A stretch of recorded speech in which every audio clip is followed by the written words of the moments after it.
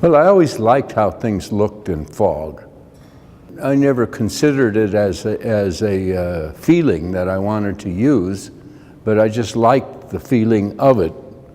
Here we get to see 4 different kinds of objects inside a fog.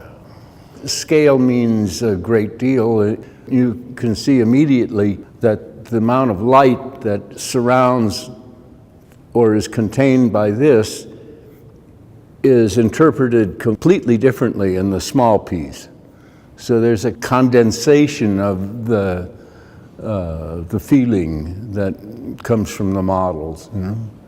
First working with glass was in some improvisational constructions I did. They were boxes that had, the box had a piece of paper on one side, and in front of the paper was a piece of glass, and on the glass was a crack.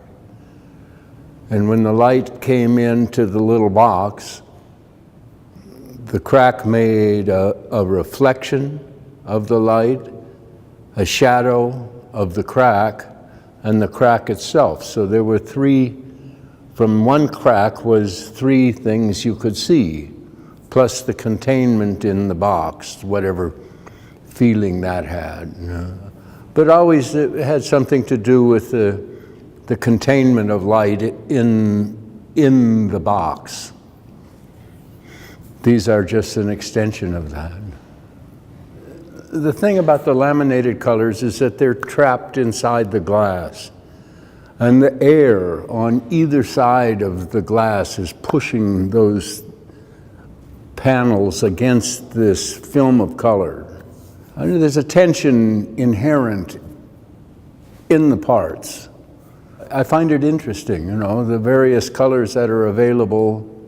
There's endless number of combinations, and depending on the general ambient light of the space is a whole nother dimension to the dynamic that we really can't see until we see the piece in that dynamic. And so here we are experimenting with these shapes in this wonderful room with big white walls and high ceiling and one complete wall of windows, which is wonderful.